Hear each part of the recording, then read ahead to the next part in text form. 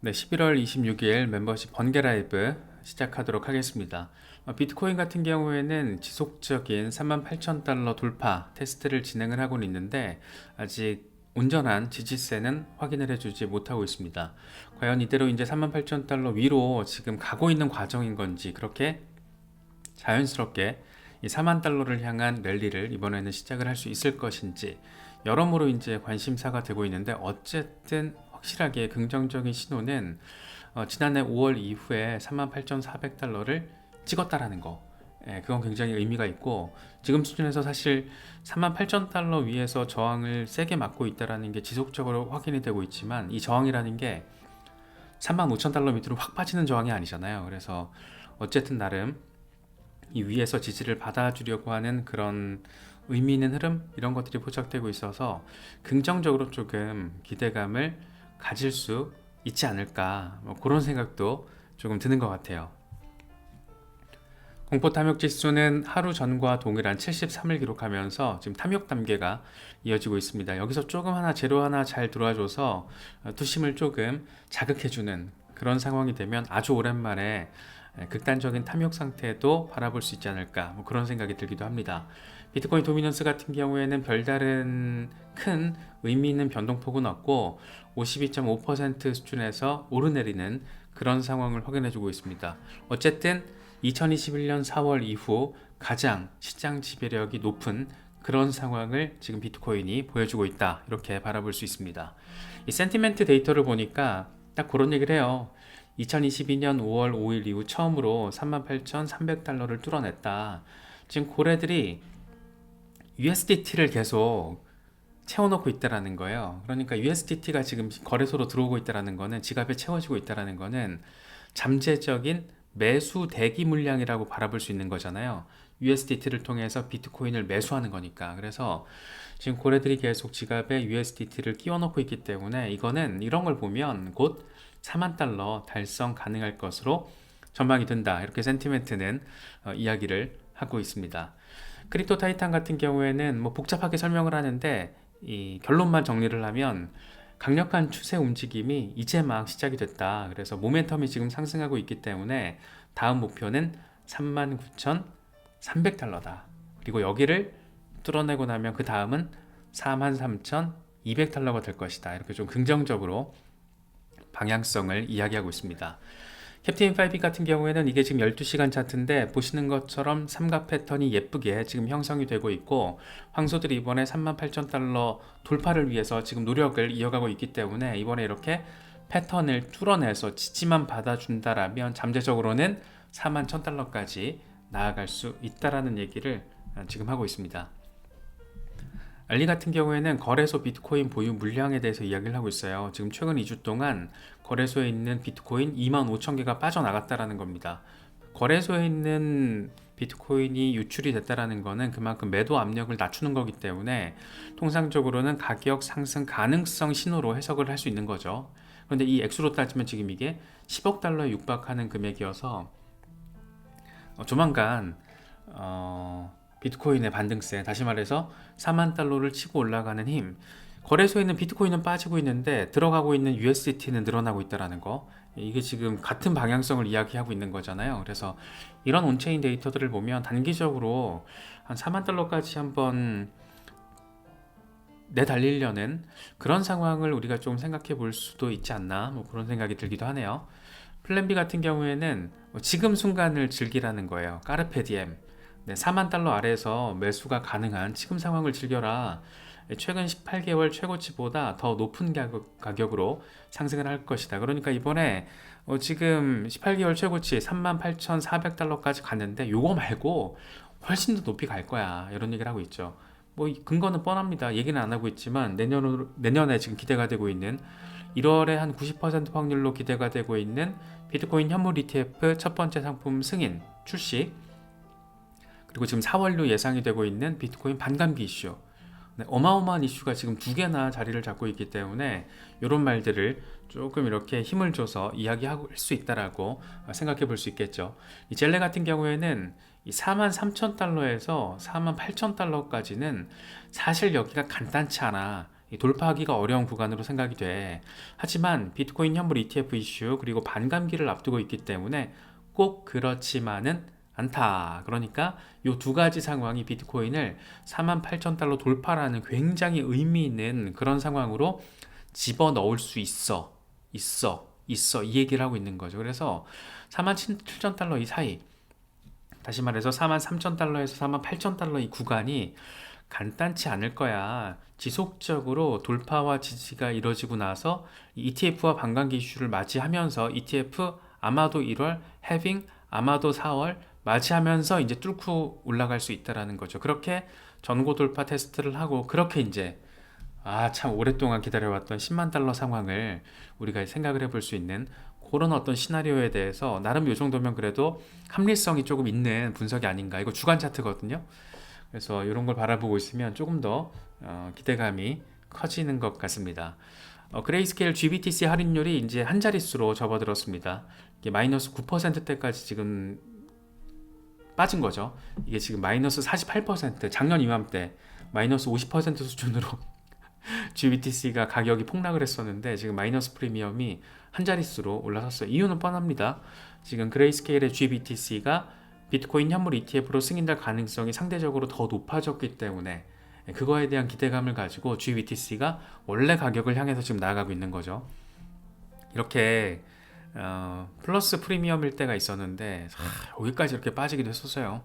그래서 참 이 곡소리가 들리는 것 같은 그 시간의 흐름들이 단순한 이 3년 차트인데 지금 3년 동안의 흐름 속에서 뭔가 소리가 들리는 것 같기도 하고요.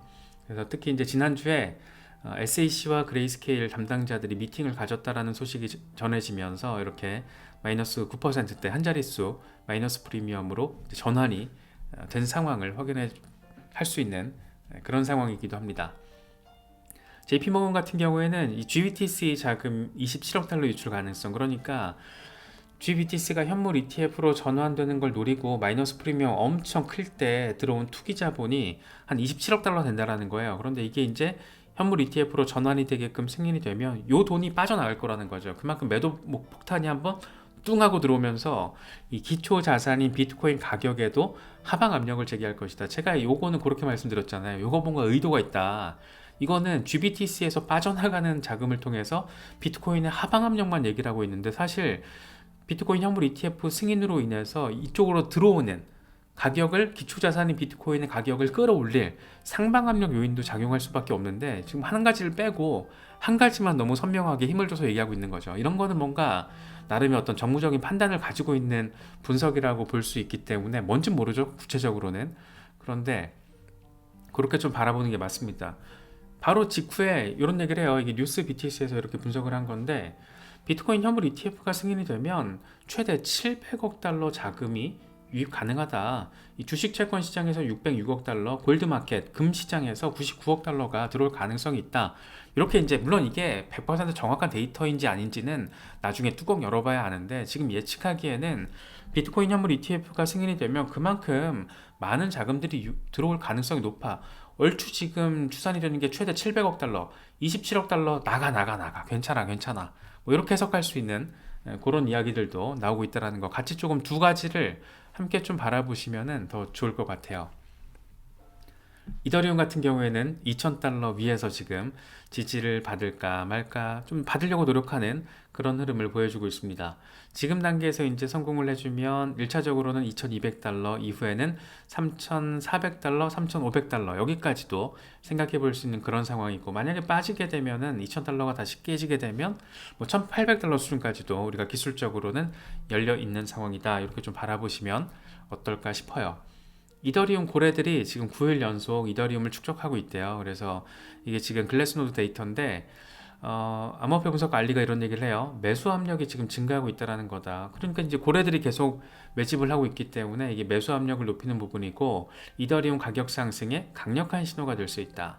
어쨌든 고래들이 지금 이더리움이 하필 강력한 저항선이던 2,000달러 돌파 이후에 지지를 받을까 말까 이런 상황에서 고래들이 계속해서 매집을 하고 있다는 거니까 요건 의미가 있죠. 그래서 저도 이더리움이 조금 더 반등을 해주기를 되게 바라고 있는데 어쨌든 이더리움이 움직여줘야지 알트 대장으로서 나머지 알트들도 정말 어떤 아직까지는 사실 뭐 미니 알트 시즌 정도였지 9월 10월 정도에는 이게 폭발적인 어떤 우리 과거에 강세장 때 봤었던 그런 흐름은 아니거든요. 그래서 일단 이더리움이 좀 움직여 줄 때가 됐고 시기적으로도 움직여 주고 줄 수 있는 그런 재반 환경이 이렇게 마련되고 있다라는 것도 온체인 데이터상으로 지금 포착이 되고 있기 때문에 이더리움 같은 경우에는 지금 비트코인만 위에서 잘 받아주고 이렇게 약간 사이드 횡보하면서 비트코인이 힘을 다질 때 그때 딱 이더리움이 빵 하고 움직여주면서 알트코인들 좀 견인해주고 이더리움이 또 움직여주면 이더리움 클래식 그 뒤에 따라가니까 특히 이제 이더리움 클래식에 좀 물려 계신 분들 많이 계신데 네, 어쨌든 이더리움이 알트 대장으로서 좀 잘 움직여줘야 합니다. 그런데 지금 한 500일 넘게 조정을 받아왔기 때문에 이제 움직여도 이상하지 않고 이제 움직일 수 있을 거라는 그 가능성을 보여주는 온체인 데이터들도 나타나고 있기 때문에 조금은 더 이전보다는 상대적으로 기대감이 조금 더 높아진 상황이다. 뭐 이렇게는 이야기할 수 있을 것 같아요. 네, 리플 같은 경우에도 흐름이 나쁘진 않아요. 일단은 20일 지수 이동 평균이 지금 0.61달러인데 0.62달러 위에서 지지를 받아들여 주려는 시도, 일시적으로 0.63달러 쪽으로 향하려고 모멘텀이 살짝 나와주는 그런 상황, 이런 것들을 볼 수 있고, 만약에 지금 여기서 비트코인이 어떤 급락하는 상황이 된다라면 50일 단순이동 평균이 0.57달러이기 때문에 다시 0.6달러가 깨질 가능성에 대해서도 생각은 해볼 수 있다. 하지만 지금의 어떤 추세적인 흐름 자체는 어떤 추가적인 조정보다는 추가적인 반등에 대한 기대감을 조금 더 갖게 만드는 그런 흐름이 이어지고 있고, 여기서 이제 반등하게 될 경우에는 0.74달러 조정받으면은 50일 단순이동 평균 거기까지 조금 빠질 수 있다. 이런 정도로 체크를 하시면 좋을 것 같습니다. 다크 디펜더 같은 경우에는 상당히 단정적으로 지금 단기적인 시세에 대해서 이야기를 하고 있습니다. XRP 조정 끝났다. 그래도 조만간 0.67달러가 예상이 된다.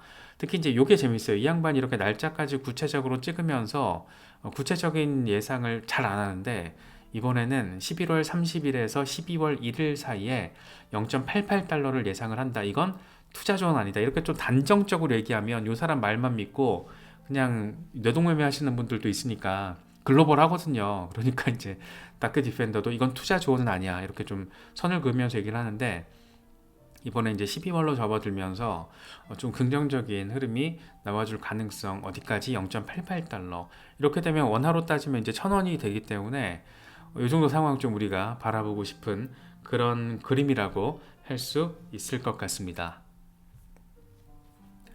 굿모닝 크립토 같은 경우에는 이건 그냥 기분 좋으시라고 다시 가져왔어요. 이거 제가 11월 초인가 이렇게 봤던 건데 이건 어쨌든 중장기 관점이라서 지금도 의미 있는 유효한 그런 분석이어가지고 다시 가져와 봤습니다.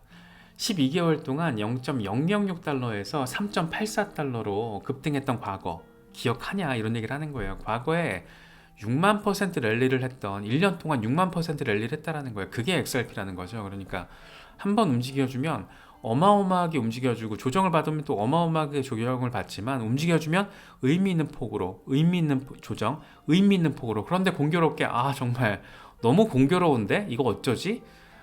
주간 차트에서 이 거대한 삼각 패턴 이게 6년짜리 패턴인데 지금 어쩌지? 꼭지점이네. 다시 한번 요때가 나올 수 있다는 거예요. 그래서 지금 이 얘기를 하고 있는 거거든요. 그래서 2024년 목표 가격 과연 얼마나 될까? 과거처럼 이 패턴이 지금 완성됐다라는 거에 완성되고 있다라는 꼭지점 부분이라는 거에 지금 방점을 찍고 있는 거죠. 그래서 어쩌면 6만% 랠리 가능할 수 있는 거 아니야? 기술적으로는 그렇다라는 좀 그냥 요즘 소송 이슈도 사실 이제 4월 29일까지 타임테이블이 나와줬기 때문에 일단 2월에 뭔가 분위기를 느낄 수 있는 게 시작이 될 거고 벌금 합의와 관련해서 그리고 그 마지막 데드라인이 4월 29일이잖아요. 그리고 4월 20일쯤에 정식 재판 시작 가능성. 그래서 이런 것들이 지금 약간 뒤로 밀려가다 보니까 사실 소송 이슈와 관련해서는 얘기들이 지금 나올 게 없어요. 좀 더 한두 달 그냥 기다려야 됩니다. 그렇다 보니까 요즘 살짝 조금 XRP 홀더분들 약간 답답해 하시는 게 느껴져서 이건 그냥 차트적으로 봐도 말은 되잖아요. 이게 헛소리 하는 게 아니잖아요. 이 사람이 지금 굿모닝 크립토라는 전략가가 헛소리를 하는 게 아니고 아니 과거에 그랬고 지금 패턴 마무리됐고 이 패턴이 온전하게 잘 마무리되면 요만큼 반등했던 만큼 랠리를 했잖아. 그러니까 이번에 아니 그러면 6만% 랠리하면 어떻게 되는 거지? 예, 이런 얘기 하고 있는 거죠. 거기다 특히 이제 내년 같은 경우에는 1심 재판이 정식 재판, 그러니까 뭐 합의고 나발이고 뭐 이런 거 없이 일식 재판 최종 판결이 그래도 빠르면 내년 2, 3분기에는 기대를 할 수 있으니까 2024년 목표 가격 어떻게 되는 걸까? 뭐 이런 얘기를 하고 있는 거예요. 그래서 모르겠습니다. 결과는 봐야겠지만 소송 같은 경우에는 어쨌든 지금 투자자의 관점이 조금 더 법원에서도 무게를 두고 바라보고 있다라는 걸 우리가 지난 1년 넘게 계속해서 꾸준히 짚어왔던 그런 방향이었고, 이런 차트적인 패턴을 봐도 지금 흐름이 좋다. 단기적으로 막 왜 안 올라 왜 안 올라 뭐 이렇게 말씀하시는 분들도 뭐 다른 커뮤니티에 봐도 되게 많은데, 외국 커뮤니티도 그렇고 되게 많은데, 저는 그런 생각을 해요. 과연 얼마나 꾸준하게 대응을 했냐 이런 생각이 들거든요. 만약에 내가 3,000원의 원화 기준으로 3,000원의 XRP를 매수해서 마이너스 90% 상태였다라면 최근 1년 동안만 꾸준히 대응을 했어도, 저점 매수만 꾸준히 했어도 아마 거의 플러스권이 됐을 거예요. 최근 1년 동안 지금 2배 가까이 올랐기 때문에. 그래서 지금 뭐 XRP뿐만 아니라 모든 알트코인들이 전고점 대비 마이너스 90%를 다 경험을 했는데, 대응하신 분들은 내가 신뢰하는 프로젝트들, 중장기 투자자로서, 그러니까 트레이딩의 관점이 아니라 인베스팅의 관점으로 접근하신 분들은 아마 대부분 플러스 전환하셨을 거예요. 저도 일부 종목은 그렇게 돼 있고.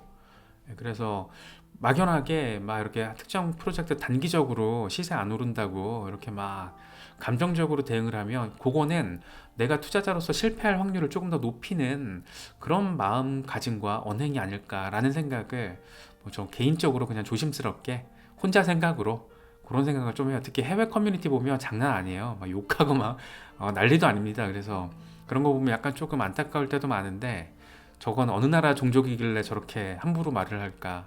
정말 글로벌 모질이들 다 여기 다 모였네. 뭐 이런 생각이 들 때가 있는데, 아무튼 뭐 그래도 저희 채널에는 그래도 조금 중장기 대응 건전하게 하시는 분들 많이 계셔가지고 제가 이런 말씀 드리면 많이 이해를 해주시는데, 아무튼 글로벌하게 봐도 커뮤니티를 보면 요즘에 좀 답답함을 이야기하시는 분들이 많이 계시더라고요. 그런데 그런 분들은 대체로 아마 대응을 잘 못하셨던 분들 같아요. 그래서 지금 1년 동안 XRP가 얼마나 많이 올랐는데 라는 거, 그리고 만약에 고점에서 물렸는데 아직도 물려있으면, 그러니까 아직도 큰 폭으로 70% 이상 물려있다는 건 대응을 안 했다는 거거든요. 그건 둘 중에 하나입니다.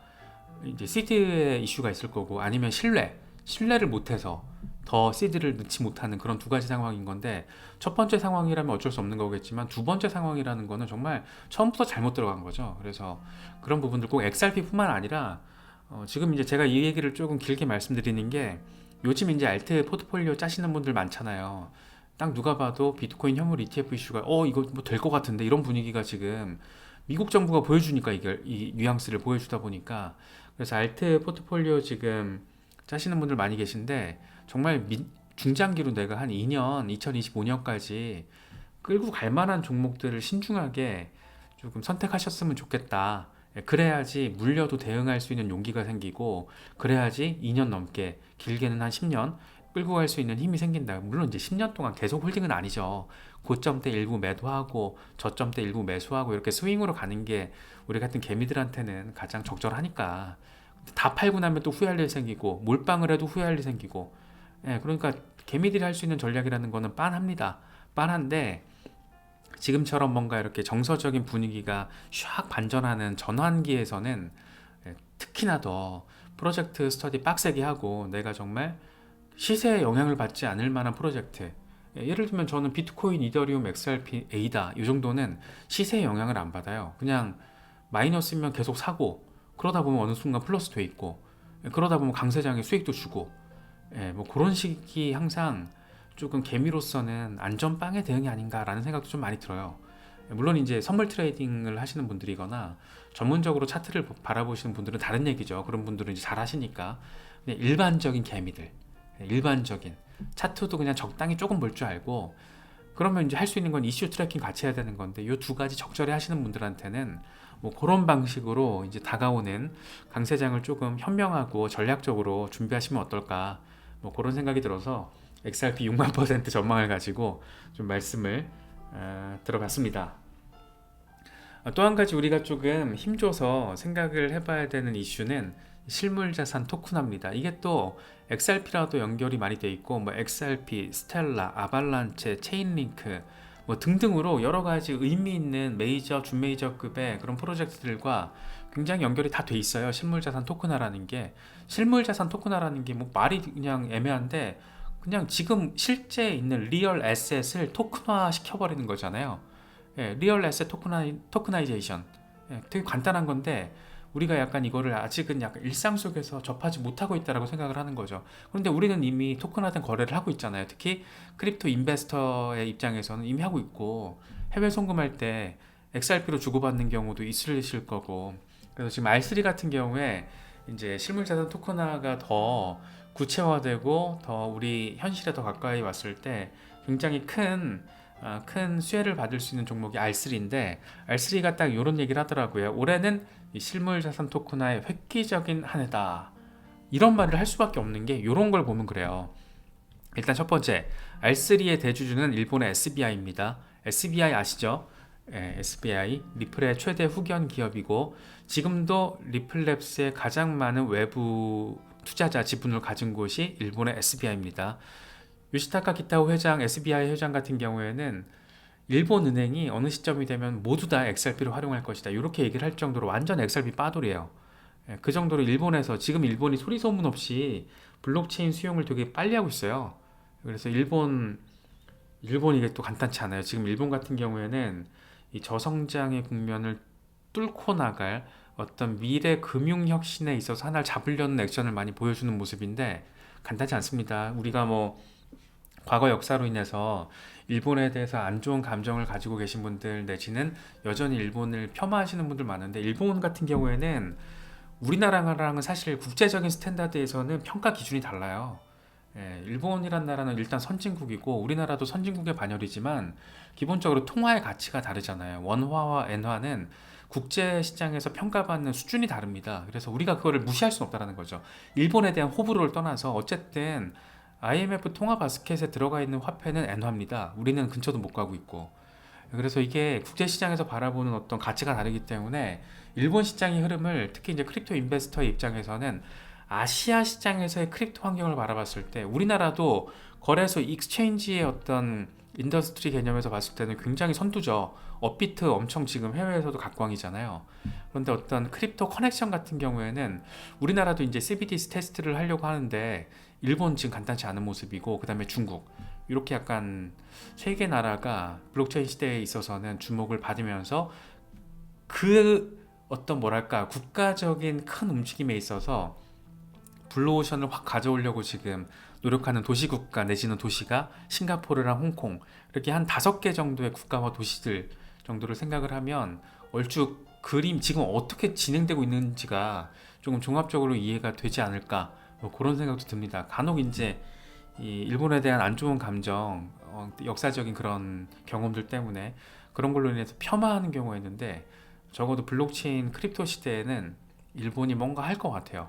정부 차원에서도 꽤 뭔가를 하려고 하는 액션이 나오고, 기업들 특히 이제 SBI를 비롯해서 일본의 금융 대기업들이 꽤 전폭적으로 나가고 있는 그런 흐름들은 우리 같은 투자자들에게 인사이트를 주는 부분이 있는데, 특히나 이제 그들이 조금 더 시간이 좀 더 지나면 더 전폭적으로 관심을 두게 될 분야가 실물 자산 토큰화, 이미 다 나서고 있어요. 골드만삭스 같은 경우에는 GSDEP을 통해서 이미 1억 유로 디지털 채권 발행했고 15bp 비용 절감, 결국에는 시간과 돈인 거예요. 그래서 기존에 5일 걸렸던 거를 하루로 단축시켰고, 이게 또 수수료가 거의 공짜잖아요. 예, 거기다가 이제 JP모건, 뭐 JP모건은 저희가 채널에서 워낙 오닉스 관련해서 많이 다뤄가지고 이제 아실 거예요, 잘.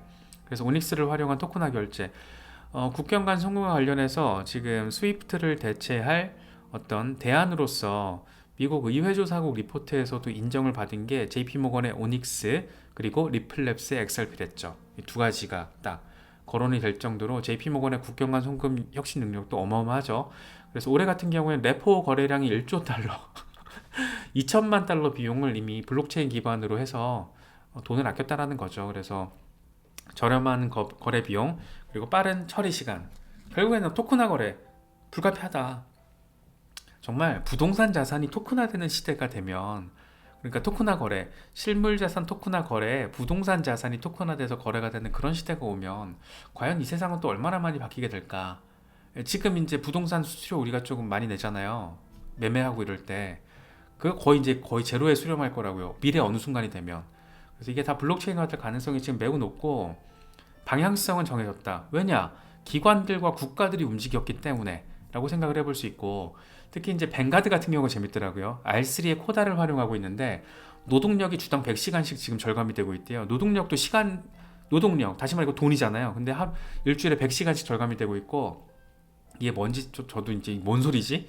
이 코다를 활용해서 어떻게 노동력이 절감된다라는 거야 찾아봤더니, 코다의 스마트 컨트랙트 기능을 활용하면서 자동화 시켜버린 거예요.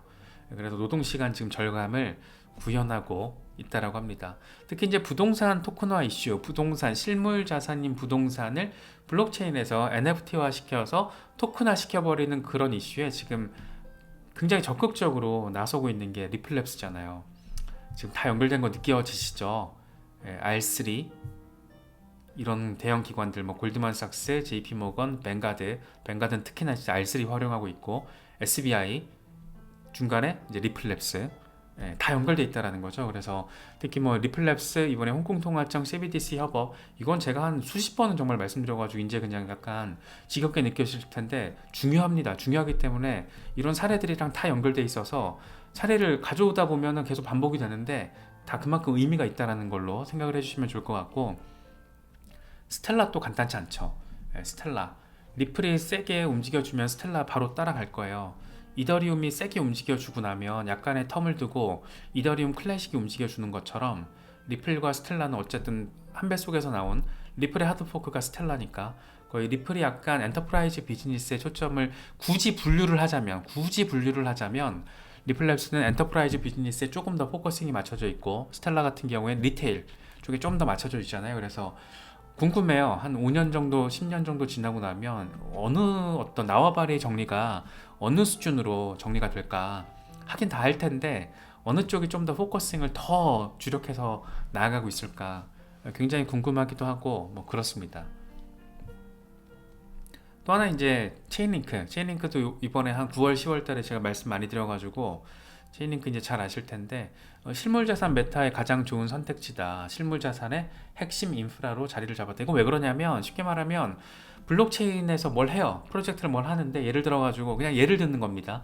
예를 들어가지고 뭐 증권 정보를 실시간으로 분석을 해서 이게 뭐 투자자들에게 정보를 제공해주는 프로젝트가 있다라고 해요. 그러면 증권 정보를 가져와야 되잖아요. 블록체인으로다가 그 프로젝트에다가 가져와야 되는데, 그거를 실제 자산과 관련된 데이터를 가져오는 역할을 하는 게 이 체인링크거든요. 그게 이제 오라클 기술이라고 하는데, 그런 것들을 정말 잘 활용하면서 시장의 인정을 받으면서, 기술력 인정은 뭐 거의 이제 다 된 것 같고, 얼마나 전폭적인 확장성, 상호 운용성의 개념으로 가느냐가 중요하지 않나 생각이 됩니다. 그래서 체인링크 같은 경우에는 일각에서는 약간 체인링크 정말 지지하시는 분들은 경쟁자가 없다, 뭐 이런 평가도 해요. 그래서 체인링크 같은 경우에는 뭐 저도 이번 9월, 10월 지나면서 굉장히 큰 수익을 저에게 안겨준 프로젝트이기도 하고, 뭐 체인링크 아발란치 이렇게 제가 조금 주목해서 투자했던 부분들은 다 이렇게 공유해서 말씀드렸었는데, 아마 투자 얼추 비슷하게 들어가셨던 분들은 수익률이 되게 좋으셨을 거예요. 그만큼 시장에서 이제 약간 관심을 받는 그 시기에 체인링크의 어떤 확장성, 아발란체 같은 경우는 하필이면 또 아주 공교롭게 JP모건과 파트너 막 이래 버리니까 이게 막 움직이는 거죠. 그만큼 괴물급 기관들의 선택을 누가 받느냐가 우리가 약간 알트 포트폴리오 구성할 때 결론을 내리는 굉장히 중요한 어떤 근거 가운데 하나가 되면 어떨까, 돼야 하지 않을까, 뭐 그런 생각이 전 좀 많이 들더라고요. 그래서 이런 부분들도 함께 잘 참고하시면 좋을 것 같습니다.